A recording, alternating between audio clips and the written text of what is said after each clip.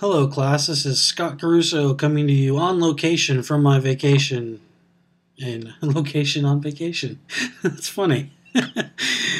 Sorry. From not so sunny, actually quite overcast, Orlando, Florida. Altamont Springs, to be precise.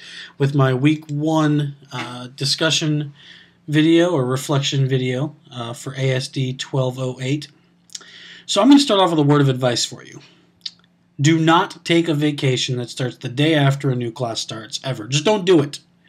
I've been going nonstop since about 5:45 this morning. It's now almost 5 o'clock in the evening, trying to finish this week up. And though I'm marginally pleased with the results, it's been the kind of headache I wouldn't wish upon my worst enemy.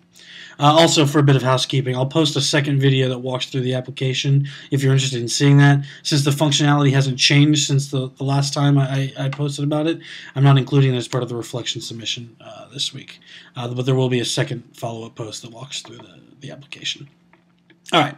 So all that being said, there were some minor successes this week. Though the conversion to a more jQuery-centric model for the application wasn't nearly as easy as I would have hoped, manipulation's a pain, or at least has been so far. I'm happy to say that I believe the app is working just as well now as it was prior to the conversion, and in some ways that went better than I expected. I was sure I was going to break something that I was going to have to punt on for the milestone submission today, which I don't think I have to. I think everything works the way it's supposed to. And also, it's clear how jQuery can help simplify the coding process once you learn it. I don't feel quite comfortable with it yet, so I won't say that I've learned it, but it's clear to see where that can go and how that can help simplify things for me. So other than needing to use the steadfast ability that I've got to stare at the screen for nearly 12 hours, the debugging skills that I picked up along the way in previous classes were a godsend here and were something that I learned and carried on here.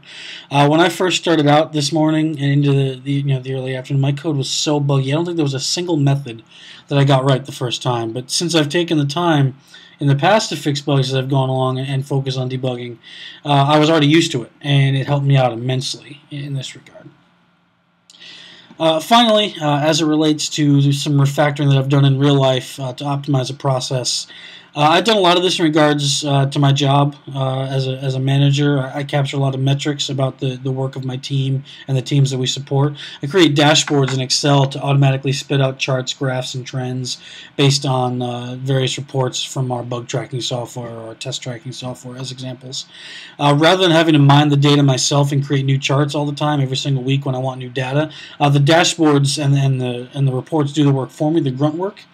And that allows me to focus on the numbers themselves, the why, the what, the how. I save myself hours and hours of data mining by the dashboards that I've created.